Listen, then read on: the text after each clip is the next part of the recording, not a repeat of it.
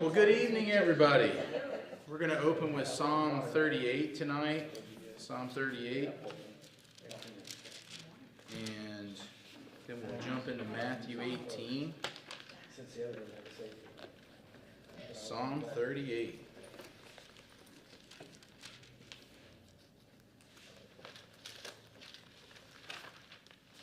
Psalm 38. Psalm of David for a memorial.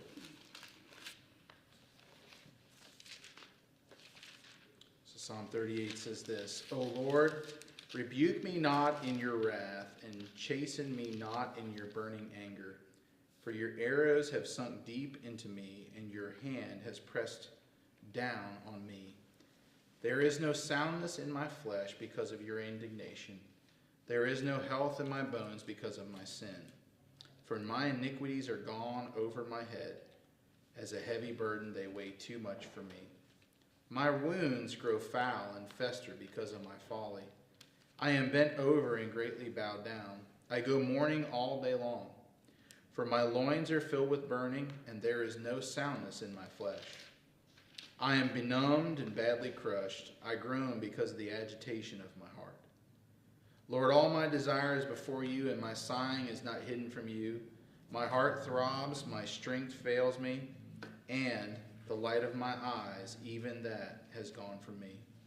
My loved ones and my friends stand aloof from my plague, and my kinsmen stand afar off. Those who seek my life lay snares for me, and those who seek to injure me have threatened destruction, and they devise treachery all day long. But I, like a deaf man, do not hear, and I am like a mute man who does not open his mouth. Yes, I am like a man who does not hear, and in whose mouth are no arguments. For I hope in you, O Lord. You will answer, O Lord my God. For I said, may they not rejoice over me, who, when my foot slips, would magnify themselves against me. For I am ready to fall, and my sorrow is continually before me. For I confess my iniquity. I am full of anxiety because of my sin. But my enemies are vigorous and strong, and many are those who hate me wrongfully. And those who repay evil for good, they oppose me, because I follow what is good. Do not forsake me, O Lord. O my God, do not be far from me. Make haste to help me, O Lord, my salvation. Boy, it's kind of a depressing psalm, isn't it?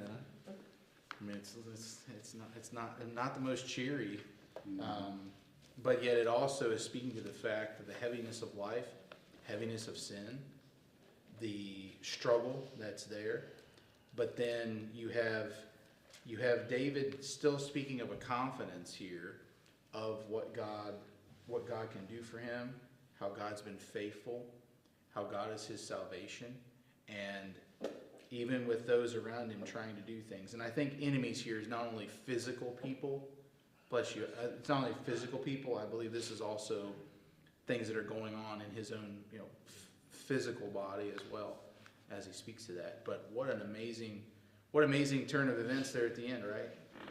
Make haste to help me, O Lord, my salvation. I love that. He's saying, I got all this upon me. He said, actually he even says, I'm in over my head. I'm in over my head. And yet, you are my God. You're my salvation. You are my rock, right? And it's very true for us when we go through hard things, that God is able to help us immensely. Just a few things for us this evening, some upcoming things. Ladies' tea on Saturday, and that'll be from 1 to 3. Then morning worship coming up this Sunday, and then ladies' ministry will meet on the 18th, Sunday evening 18th. Prime Timers gathering on May 20th.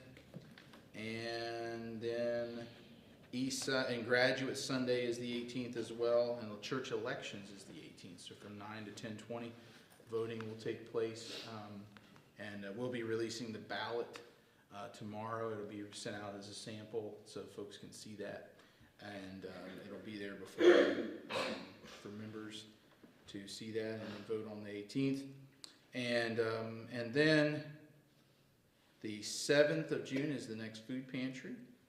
And then the 15th of June is the block party to kick off VBS, and then VBS starts June the 16th through the 20th. And it's like, why am I talking about that? It's like, well, that's literally a month away. Yeah. It's crazy. It's crazy. There's like 16 days left to school. Or Yeah, it's weird pretty like that. wild. Pretty wild. So, yeah, we're moving along through the month of May.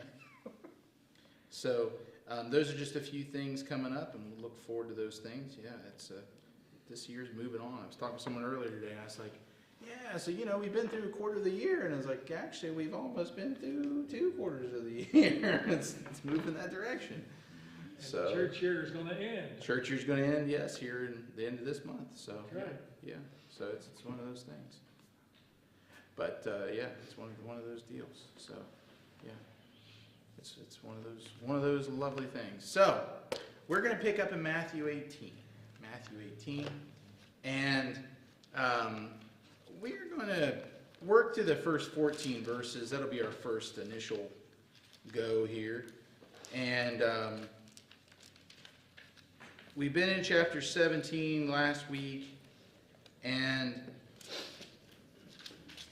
that we looked at the transfiguration a few weeks ago. Last week we was talking about the demoniac, and we had all the issues with things going on there, and we got into briefly talking about render unto Caesar what is Caesar's and all that, and I'd like for us to move now into chapter 18, and this is Jesus really kind of coming back again at the disciples because, well, we know they struggle with trying to figure out who was better than the other. And he's going to come at that. It's not because he's trying to be rude to them. He's actually he's trying to show them, like, what does it mean to follow me, and what does it mean to be part of the kingdom. And so he's going to get into that. And so picking up in verse 1, and then we're going to read through verse 14.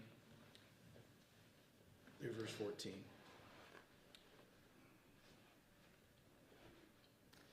At that time the disciples came to Jesus and said, "Who then is greatest in the kingdom of heaven?" And he called a child to himself and set him before them and said, "Truly I say to you, unless you are converted and become like children, you will not enter the kingdom of heaven. Whoever then humbles himself as this child, he is the greatest in the kingdom of heaven. And whoever receives one such child in my name receives me. But whoever causes one of these little ones who believe in me to stumble, it would be better for him to have a heavy millstone hung around his neck and to be drowned in the depth of the sea. Woe to the world because of its stumbling blocks, for it is inevitable that stumbling blocks come, but woe to that man through whom the stumbling block comes. If your hand or foot causes you to stumble, cut it off and throw it from you. It is better for you to enter life crippled or lame than to have 2 hands or 2 feet and be cast into the eternal fire. If your hand causes you to stumble, pluck it out and throw it from you." Excuse me. Take it off. If your eye causes you to stumble, pluck it out and throw it from you. It is better for you to enter life with 1 eye than to have 2 eyes and be cast into the fiery hell. See that you do not despise one of these little ones, for I say to you that their angels in heaven continually to see the face of my Father who is in heaven. For the Son of Man has come to save that which was lost. What do you think? If a man has 100 sheep and one of them has gone astray, does he not leave the 99 on the mountains and go and search for the one that is straying? If it turns out that he finds it, truly I say to you, he rejoices over it more than over the 99 which have not gone astray. So it is not the will of your Father who is in heaven that one of these little ones perish. These are very familiar words for us. We've heard these words of Jesus. They well-known words. And this first image here at the beginning of 18, it's an image that many of us recall, where Jesus has a little child there in their midst, and he takes up that child and talks about who is the greatest, and he uses the child as an example. But how does Jesus answer that question? How does he answer the question of who is the greatest in the kingdom of heaven by using the little children and the little child as we come to think about that? How does he answer them in that? I think he's talking about humility, Mm-hmm. being very humble. You know, not going to another scripture, not thinking more of yourself than you ought to think. And you ought to think, Yeah. yeah. And I think humility there's two parts to humility. There's a passive humility and there's an active humility. And I think here, Jesus he is talking about active humility, but he's also talking about passive, that there should be a general thing of, I'm not worthy to be even considered greatest in the kingdom. I'm not worthy of that, but God has invited me into the kingdom, and that's what I should be more concerned about than trying to figure out who lines up where, right? Who's got pole position, who doesn't, whatever that looks like. What else do you see here? How does his appeal to little children answer their question, the disciples? Because they want to know who's the greatest. Once again, he turns that earthly wisdom upside down. Mm-hmm. Because they're looking at, how do I be important? Yeah. That's what they're talking about. How am I important? I mean, literally, we just talked about they saw Moses and Elijah. Now they want to be bigger than those That's guys. right, yeah. And he's turning that on his head. God doesn't look at that. And even if you want to be important, it's not because of who. It's not because of who you know or who you are. It's about how you are. Mm-hmm. Mm-hmm. So again, he gives that you're thinking the wrong way. Yeah. Yeah. I like how he answers it without directly answering it. He answers it without giving them what they want. Right. But he gives them enough information that they still should have the answer. It's just not that answer that they wanted. It wasn't a name. Yeah. It was. Yeah, it wasn't a name or a how-to, right? Yeah. It was like, well, this is how you become. This is Right. how you do this. Right. Yeah. These are the steps to becoming the greatest. Yeah. Yes. So yeah, it's one of those. That's definitely not what we see here. Yeah. I think that open-hearted is what he was looking for. Innocent, open-heartedness from a child, the same way that, like, say, if a dad just scooped a child up and there was so much trust there. Mm-hmm. And there was a natural joy because there wasn't any preconceived notions of any type. As you get older, your brain sets you into patterns of this is the way this is. But with a child, you're wide open and there's just so much that you can learn. And there's so many different ways of seeing things, Mm-hmm. Mm-hmm. And there's such a fearlessness in the heart of a child who is loved. No doubt about it. And that you mentioned the issue of trust, which is very important, and they embrace too, like the idea of a child being a child being trusting, and seeking that embrace, and that's what he's showing that here in these moments, right? That he is, as he called the child to himself, and then he set him before them. The grace So. is love. Yeah, yeah, Like in Corinthians, we're Yeah. talking the greatest. I mean, it's like you can do all kinds of stuff and knock yourself out, which is basically what you just said. mm-hmm. Yeah. The child's dependent. Yes, I mean, Yes. they're not independent. I mean, they're not going out. They're dependent upon being taken care of. Mhm. And that's what he's trying to say. You've got to trust God to take care of you. You've got to depend on him. yeah. And there's also, and Dick mentioned the word humble or humility. There also is the level of unassuming with a child too, right? That's an important part here. That it's not a me thing, right? And the disciple, how often do the disciples get in a place where that's one of their problems? What do I get out of this? What am I doing? Why? And isn't it interesting? Think about this. This is coming after where we were just in chapter 17, and the demoniac issue, and they can't heal the demoniac. They don't have the ability, their faith, they don't have faith the size of a mustard seed even to move the mountain, right? That's one of the issues at hand. And yet then they have the gall, we don't know how long after this takes place, but then they have the gall to try to ask Jesus, well, who's the greatest in the kingdom? The assumption being that how, as you said, Millie and Colin, how can we work to be there? You know, how can we work the ladder so we can be found there, like Moses and Elijah, like you said, that this whole thing of if we can be in the hall of greats, right? And then that's what we're needing. You know. And the only other thing I look at a child is, especially a young child, they're the first to tell you they don't know something, or they don't know, or they can't do. Yeah. You know, they're honest in that way.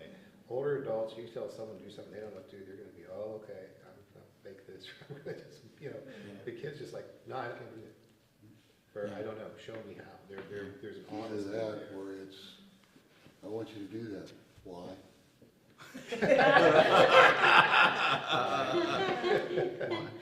You know, that brought to my mind, I was watching Mickey Mouse the other day with Caroline, Sure. Really? and You're watching by there's a yourself. character Yeah, you do. there's a character named Mortimer, Yeah. and Mortimer always thinks, you know the episode I'm talking about, Jenny, because I know you've watched it more than I have. You've seen you've had the request, but Mortimer tries to tell them that he's the greatest sailor ever, and he knows all there is to sailing. And well, Mortimer, they all go to sleep because they're trusting Mortimer that he is the best sailor ever, and he falls asleep, as they all do, and they run into a storm. And then Mortimer, and he's saying all this stuff like, I'm the best, I'm the best, I'm the best. He has no clue. And then finally they figure that out, and he finally admits, I'm not a good sailor. I'm not a good sailor. And I thought of that when you were saying, Colin, is that the ability to say, hey, I have no idea what this is. And yet as adults, we will run into some issues with that along the way. Not to say a kid can't either, but But, yeah, it's different. But- it is. They're more honest. Yeah, about it. and like kids know they're learning.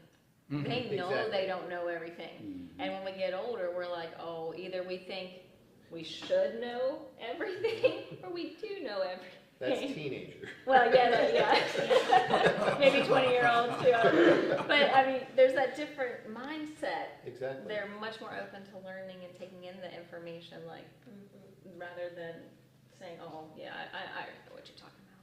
Yeah, and it is very true. I think in some ways the answer is easy here, though, about who the greatest is. In that it's God alone. Like, whoever stacks up, who's ever in the pecking order really doesn't matter because all fall at the feet of God. Like, He's the greatest and He's the proper end of life. And so it doesn't really matter where someone lines up as long as they are seeking their proper end, that is God, in that thing, in the midst of things. I think it's like, you know, where it's probably Paul and he's talking and he says something about God pouring his love into people through the presence of his Holy Spirit. Like the Holy Spirit just is like a conduit to enable people to fill up from God and to be able to push that love out. Mm-hmm, mm-hmm. And I think in this situation, I think, you know, that ultimately Jesus was leading them step by step to the next situation that they were going to be facing.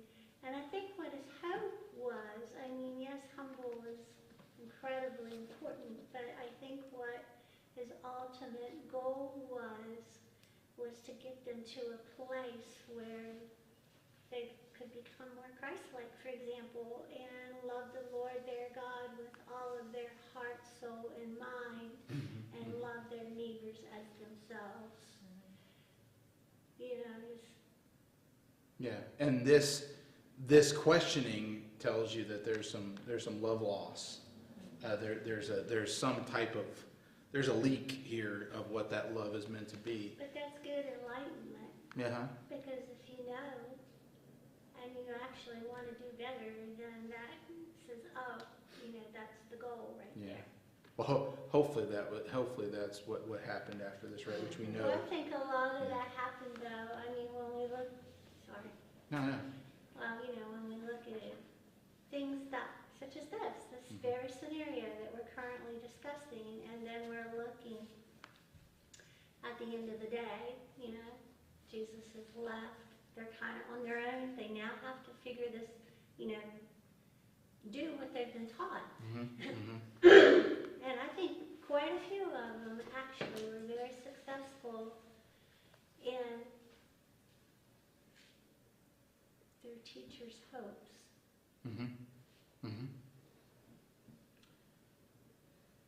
What do we do? So out of that, what do we do with verse 3? Verse 3. Truly I say to you, unless you are converted and become like children, you will not enter the kingdom of heaven. What do we do with that? Unless you are converted and become like children.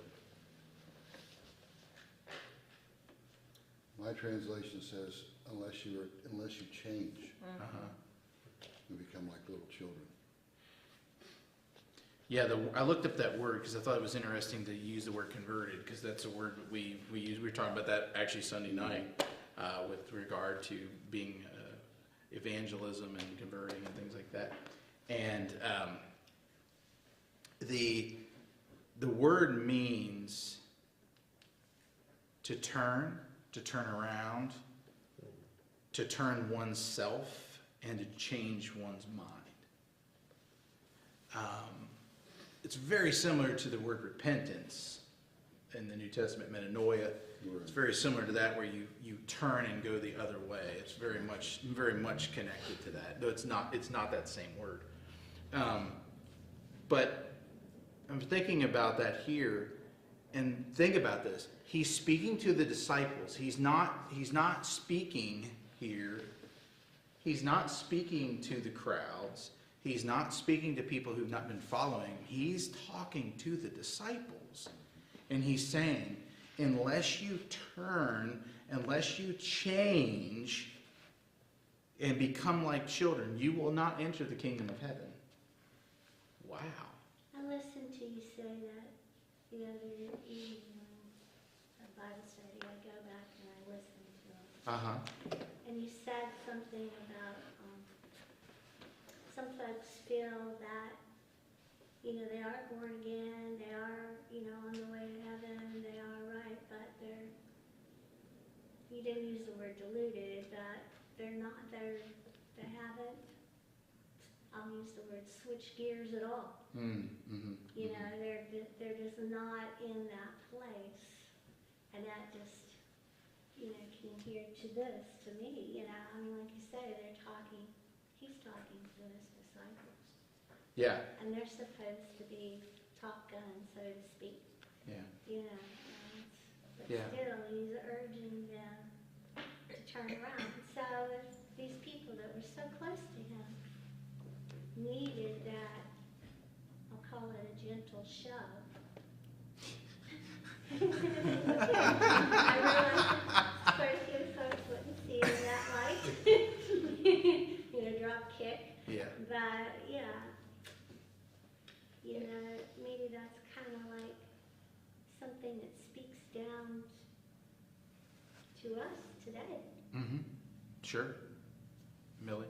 Well, when you said the definition of converted, it kind of reminded me of a podcast. There's a Paws and Tales podcast that the girls and I listen to, and it gives you like a bear family, and it has Christian stories and like what you learn from that Bible story and things like that is very interesting. But the one lady was saying, if you like truth, it's not good enough to like truth, because she was teaching the girl, a moral lesson basically, and she's like, it's not good enough to like truth. You have to love truth. And then she compared that, it's not good enough to like Jesus.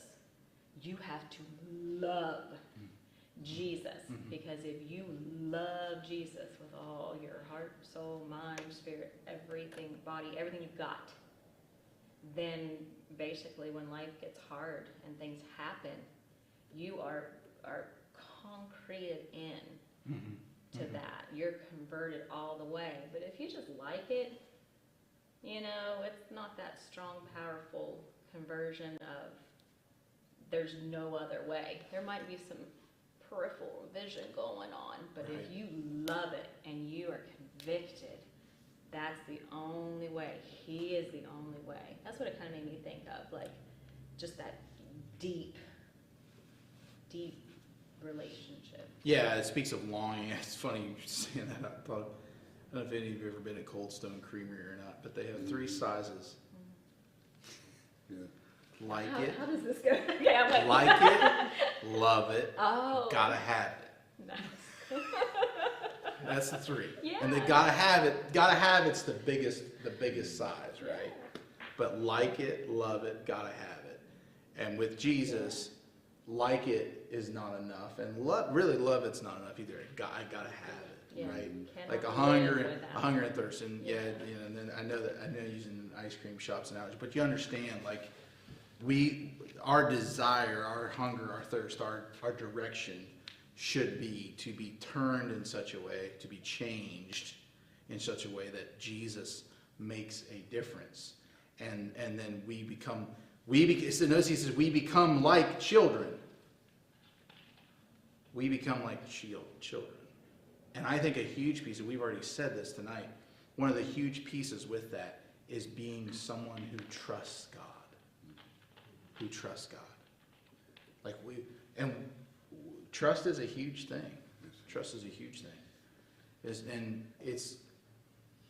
it's a big thing when things are good, and it's a big thing when things are bad. Bigger. And bigger, yes.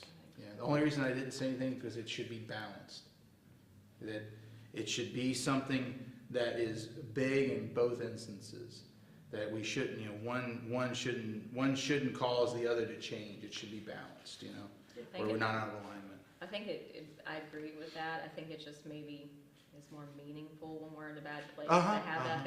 yeah. It feels like we have more maybe. Well, we know Yeah. Well, it's kind of like when we were talking Sunday about foundations. Right. And when you're being pressed, like let's just say we're going through hurricane force winds, right? When it's sunny and 75 and it's just a nice beautiful day, the foundation matters just as much on the day when the hurricane force winds come, because guess what? It's still standing. But when the hurricane force comes, we're trying to figure out, are we going to remain, right? We're not worried about is it going to get ripped off so much, but we probably should be worried about the foundation any day, but especially when the tough things come. But there should be a trust that's found across the board. I just think that it kind of reminds me, I know when the boys were little, if we'd go to the pool, they'd stand on the side and they'd jump in my arms, trusting that I'd catch them. Boy, they were really I trusting. know, they were. Neither one of them were real bright, We had that on record, everybody. I'll have to text Sean and Chris to go back and watch that. No, but I mean, there's even been times when they've been standing up on like a couple rungs up the ladder and jumping into my arms and things like that, and trusting that I was going to catch them. And I just let them fall on purpose. Well, take one for the team. But that should be the same thing with our relationship with God. Yeah. That, if we jump, he's going to catch us. Not literally, but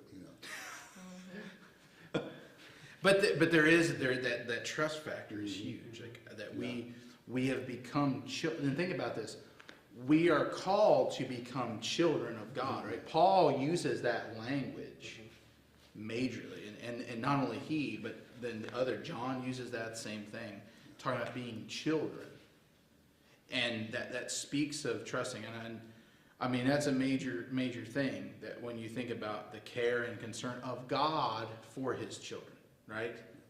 Like, we miss that sometimes, that we think, oh, well, if I'm supposed to become a child, well, no. There's not only that element, it's that God sees us as his children. We are God's children, right? Mhm. And so there's a care and concern, there's a level of work on the part of God that makes us able to grow as his children. Colin? As we were talking about this, so the word that kept coming back to my mind was what we're talking about, this tenderness of heart. Uh-huh. That it's not, and maybe we need to pay more attention on how we approach God. You know, what is our attitude and how are we when we're approaching God? Because he's not, you know, you know what I mean? It's our responsibility. I'm not saying it's, you know, I don't know how to explain it, I don't want to make it seem we're the ones doing it, but it's our responsibility to come in a humble and trusting and loving and tender. You know, it's because we think all the time him here, and it's always in here. Yeah. We be tender. Yeah. And let God be part of our lives. We're not, we sometimes get too, when we use the word arrogant, that we got to check ourselves and say, wait a minute, Yeah. doesn't work this way. What's going on here? Yeah. You know, I'm not here to tell you what to do, you're here to tell me what to do. Yeah. I think it's not like, like a responsibility in a way. It's attitude. No, it's like not being afraid, or like not even really giving it great thought. It's just like, say for example, when Jesus said to some folks, he was talking, and he's like, you have hatred in your heart for another person. You have already killed that person. That's like murdering that person. He always took it to the next step up of love. You know, no matter what, he took it to the next step. Like, you know. There's a heightening. Yeah, and that's like with this situation, I think we're so mature. But really, I mean, do we really need responsibility? Or to say, I gotta get this right, or I gotta do this? Or do we just turn and look at it and say, would you please hold me? You know, it's just, No, I get that, because what you're saying is, I think in my mind now, the process that you said, we can, if we're not careful, take him for granted. Mm-hmm. oh, well, Mhm. yeah. And that's what I mean, that's kind of like, and then when we take him for granted, we're not coming with the loving, caring attitude that we should be appreciating what he has, and it makes us want to love him more. But sometimes we close off, and that's like I said, we're not as tender as we should be. Well, isn't there a difference in coming to God like this instead of doing this? I mean, is there a difference? Oh, yeah. Right? I mean, to see as this image of a child doing this speaks of trust, it speaks of relationship, it speaks of value. Whereas when you do this is speaking of skepticism, some hardness, right? You spoke of tender hearted, but to do this, and I'm not just saying just to stand like this, but in a way, a posture towards someone being in your presence, to stand there like this, especially when someone calls you by name, and you just kind of just stand there like this. Or you can go between the two. Uh-huh. I want it. Yeah. You know? Yeah. Yeah. Yeah, No, so I it's think- just true. I mean, that's a major thing. So, what is the importance there in verse 5? Verse 5, it talks about receiving one such child. What does it mean to receive a child? Welcomes. Well, so welcoming, right? Yeah. Welcoming, what else? I don't know if this relates, but now being a mom, you realize that if you bring a child into your house, like if you adopted one or something, somebody needed, and brought an extra child, that's not like bringing an adult in. They need so much more care and, you have to watch over them more. It's so much more time and effort, and I don't know how I'm relating, but that's the first thing I thought. Like, you welcome a child in, and it takes something to build that relationship. You know. It's not enough to leave them to their own Yeah. devices, to their own Like, things. come on in and stay in my Yeah. house. Yeah. You know, whatever is mine, you can use. Yeah. Yep. And be off on your own, and go this way, and I'll stay in this half of the house, or whatever. Like, a child that's all, Yeah. and, I don't know. Well, and to that point, if you gave a child, if you said, "Come into my house and you can have or use whatever you want," and a young child especially, they're gonna have no clue what you're talking about in full Yeah. sense, right? Like, you can use my car. Yeah. What? Can't even reach the gas pedal.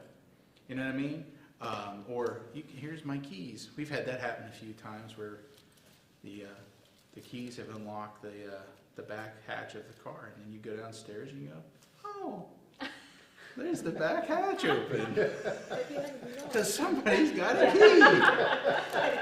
It's like, keep the key away. The hatch is open. But nonetheless, like, it's like, all right, but even in that, like, there's things about that kids, they're going to need help, right? With food, like certain things. Yeah, or stay away from the toaster. Don't touch the toaster. Yeah. I think too. You have to teach them, you have to guide them. This, it kind of reminds me of someone who is new in faith, Uh-huh. Yeah. and that they need to be taken in, and they need to be taught and trained and loved and taken care of so they don't fall away. Think about this. Think about this from the perspective of the disciples. Okay? Think about this from their perspective. What is Jesus telling them? You all were children, and I took you in. You all were children, and I took you in. And Millie, to the point which to your point, you had no clue what you were doing when I invited you into. Yeah. Because they really, think about it. He's saying that to them. You have no clue what the kingdom of heaven is about. But I've invited you in. The Father and I have invited you in. That's what Jesus would definitely say in the Gospel of John. No doubt about it. But you have been invited in. And it's not about you trying to figure out who's greatest. It's about you being in the kingdom as a child. But then think about this. If they've been invited as children, they need to recognize that there's more children to come in. And that makes verse 5 so important, right? Because if they've been received as children, guess what? So should they receive others into the same kingdom. And though they've learned things, though they've been given things, guess what? Then they are called to also help them, right? Doesn't that make verse 6 so much more then? Right? That you have been received as a child, as children, and thus you should not hold it against others who come in and they're weak and they need help. They need learning, they need teaching, they need to be set free from some things. You shouldn't go against them. Why? Because you yourselves have been there or are there. And you must never forget that you were and are children of God. Colin. When he said in my name, that's my strength. That means we're the body of Christ. That's Mhm. what it means. And it's like we are.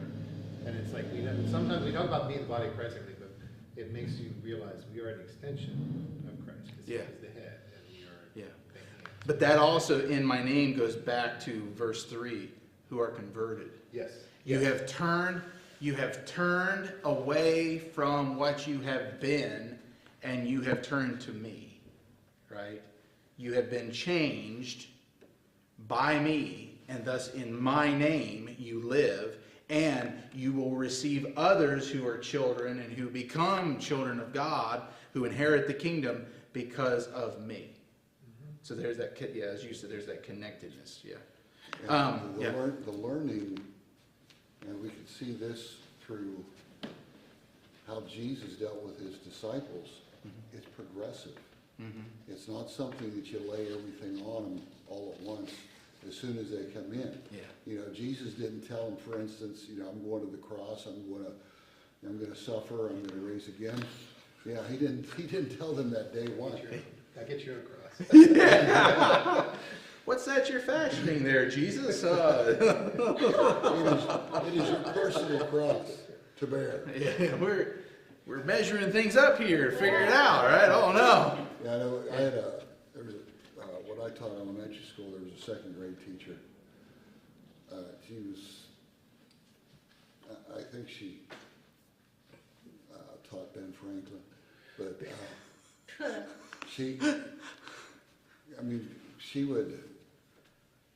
she'd have the kids and she'd be bringing them to my class for phys ed, and they'd be doing something and she'd say, "Where are your manners?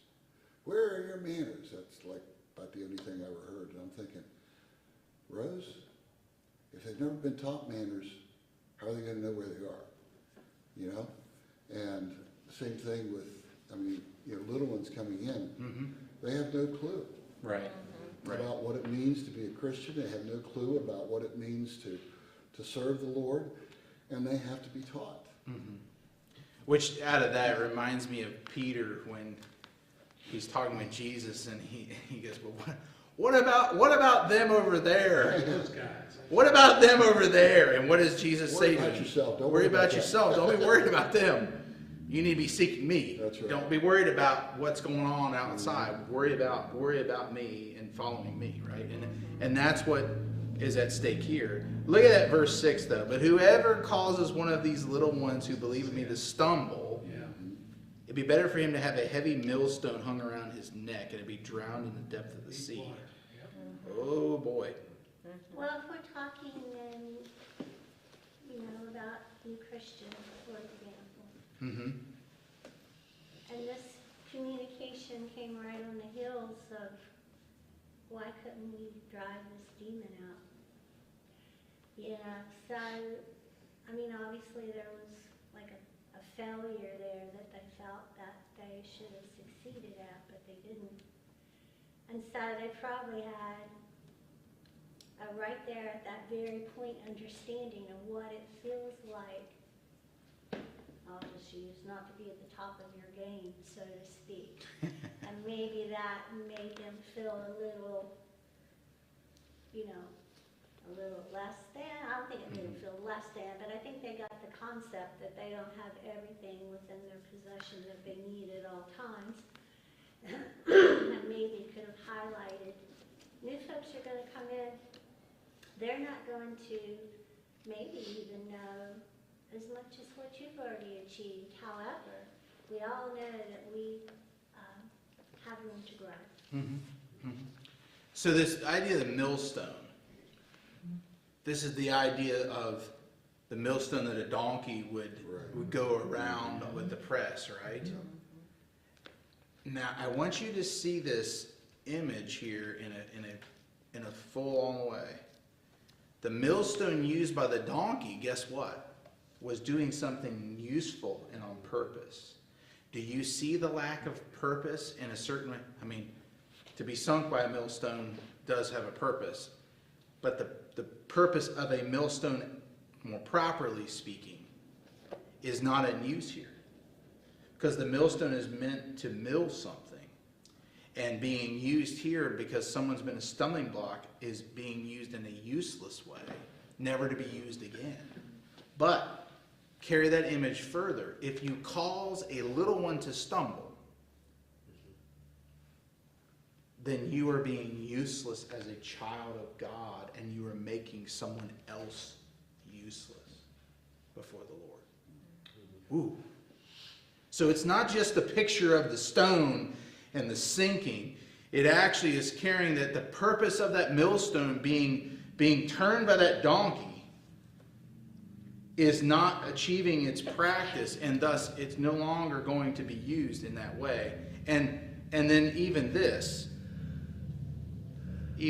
here is actually speaking of spiritual death and how spiritual death can come very easily, and it will lead to uselessness. We don't take seriously sometimes how much spiritual death is a reality and how dangerous it is. But have you ever thought about one of the biggest problems with spiritual death is that it brings uselessness. Uselessness and a lack of purpose and way. I mean, that's really huge to see here. And Jesus is getting at it. Colin? Well, when you're talking about the millstone and how that millstone is useless, you need 2 millstones to grind. Right. So if you look, and they're mated, so if one's gone, the other is useless. Yeah. I mean, so it's not just You got the one no that mill no on the more. sea is useless. Yeah. The one on land is useless too. Yeah. Yeah. Just an ornament in the sea or in the lake. I have half the family millstone in my yard. I have the one piece, the other piece was evidently in Florida. I'm not driving there to get it. There you go. That was time to go. Should Yeah. ask But Pastor it's to bring it back on out the there. thing. My father had it in his yard, and he told me when he died, and there's on the house, I took it and put it in my yard. There you go. And it's not easy to move. No. Strap that on, right? No. But why is Jesus making such a big deal about stumbling blocks? They have consequences. So there's consequences. But The first part is even worse because you have a death of a guy sinking to the bottom of the deep water. That's even worse than cutting your hand off because you stole something. And it's even worse than plucking your eye out because your eye caused you to sin. Right. So I don't know if you can count it as degrees or not, but causing a child to sin is pretty bad. Yeah, it's Yeah. putting, because it's not, well, notice, it's not only a matter of something you have personally done. Mhm. It's affecting the life, the faith of Of another, others. the trust of another, right? Yeah. Yeah. Colin? well, he's going back to their first question. He's like, now I've told you all this. What was your question? You want to know who's greatest? Who's Is that the greatest? important thing now? Yeah. You know, he's just, Yeah. What's the deal? But why is he talking about stumbling blocks? Because you're not just affecting yourself, you're affecting others. And Mhm. Like generations. if you're walking in the same direction everybody else is walking, then 9 times out of 10 you don't trip and fall and you don't cause anybody else to trip and fall. But if you're sitting in the middle of a busy walkway, you're gonna affect all these other people coming Right. past you, and so Behind your issues are now being like spread Pushed to other out, yeah. people. Human Yeah. dominance. Yeah. And also, why is he speaking to this? you're not working God's plan. You're not working God's plan, but he's Against it now. and he's saying here that he knows there will be stumbling blocks. So he's giving warning to the very thing he knows will come. Jesus' teaching is very practical in that way. He's not talking about some like random kind of things. I mean, if you take Jesus' teaching at his heart, he's calling out the things that are very much right there in the midst of life.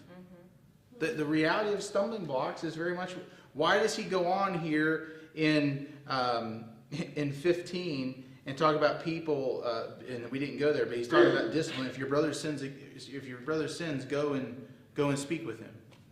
Why is he going there? Because he knows what's going on in human life. He knows that. And so he's hitting that directly. Or if you see here, if causing your hand, if your hand causes you to sin, cut it off. Why is he talking about that? Because he knows that life has things in it that become stumbling blocks. And think about where we've been in here in verse 6. 7 through 11 are noting the issue of stumbling blocks that has personal effect, but it actually has more than that. It's saying that your hand and your feet and your eyes can actually not only affect you, but they're going to affect others around you. And it can lead you to a place of spiritual death where you get the heavy millstone hung on around your neck and you're swimming with the fishes. Rippling effect. Yeah. Yes. That's a familiar term, Yes, isn't it? it is. Yes. So that's a major piece here of these stumbling blocks. And isn't it amazing? And look at the beginning of verse 7. Woe to the world because of its stumbling blocks. Yep. So Jesus has just said, don't be a stumbling block, but then he's going on here further to say, the world's full of them. And I think Are there things that are stumbling blocks? Sure there are. Absolutely. Sure there are. But he also is making sure to say the world's full of stumbling blocks, things, but then there's also persons who are stumbling blocks. And don't be a person who is a stumbling block, right? But he does say, for it is inevitable that stumbling blocks come. But woe to that man through whom the stumbling block comes. Oh my. So, stumbling blocks will come, but woe to each of us through whom a stumbling block comes for a child of God. Right. Right? Tom? The rich young ruler Mm-hmm. was told to get rid of all his wealth and follow Jesus. He couldn't, he just wouldn't do it. Yeah. So it's almost the same sort of parallel. Yeah, no, it is. That the stumbling block presented to him was holding on to things even though Jesus had asked him to relinquish them. And go penniless. Yeah, Yeah. yeah. What do you all think about these verses here, 8 through 11, but 8 through 10, I know, because some translations won't have 11. But what do you think about the idea of your hand or your foot or your eye causing you to stumble? What do you all think about that? Well, it's not literal. I mean, it's talking about getting rid of things, getting things out of your life that are going to hold you back and cause you to fall away from the Lord. Yeah. Yep. It's not necessarily, lopping your hand off or digging out digging out your eyeball. And, Yeah. Tongue. Yeah. So They used to cut off tongues. Too. Think about this out of what you said, Dick. Go back to verse 3 with that word convert or be changed. Cutting off a hand, losing an eye, losing a foot doesn't change the depth of the problem. Right. We're talking about losing something physical, right? So you lose a hand, you lose an eye, you lose a foot. Does it change things physically? Yes. But does it get to the heart of the matter? No. And so you can see, and Nana heard you say he's using hyperbole, which he is.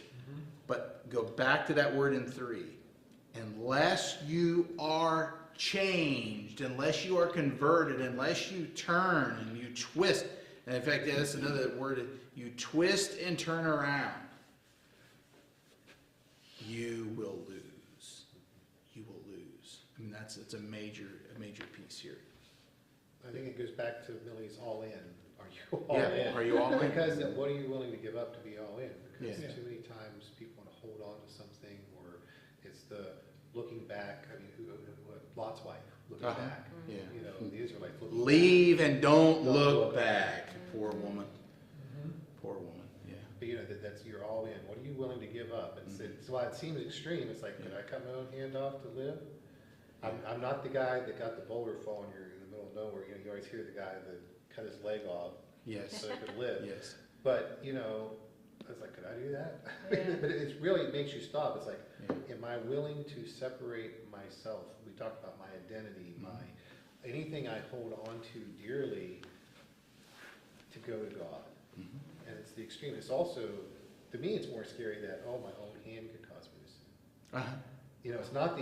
It's not that I gotta cut it off. It's more of, I'm not immune.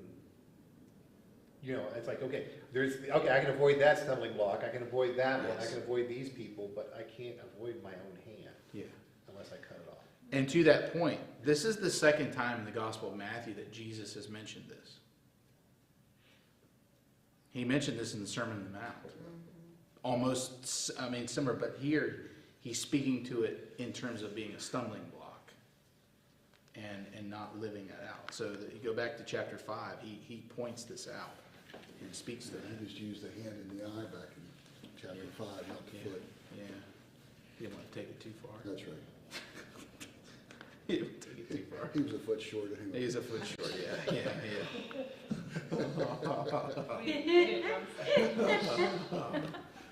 Uh-oh. So,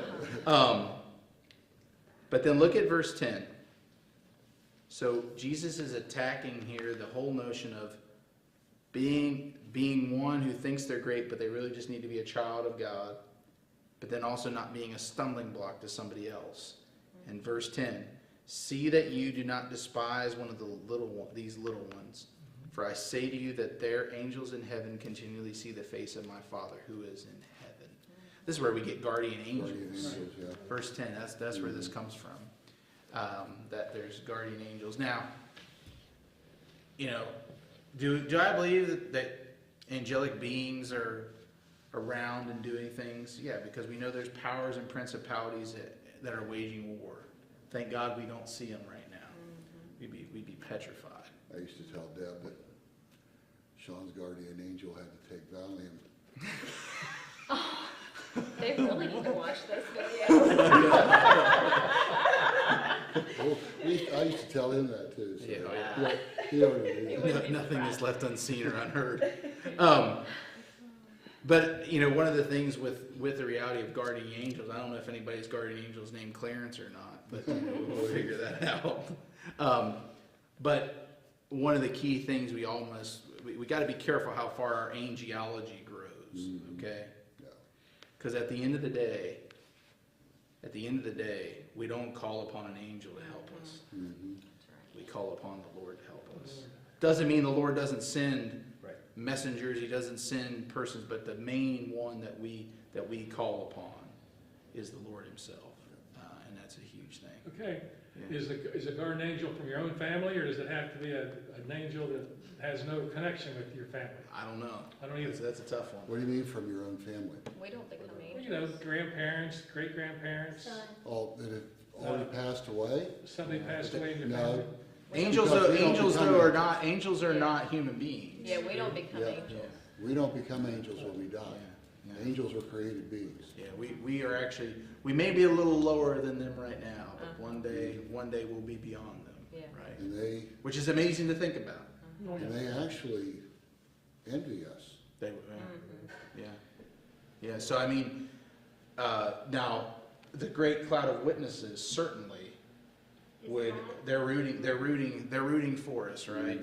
But yet the angels are in their own category, Yeah. so to speak. Yeah. But I don't know. Maybe there is something to persons who've been encountered in this world, and that it seems like they've been much closer than what we realize too.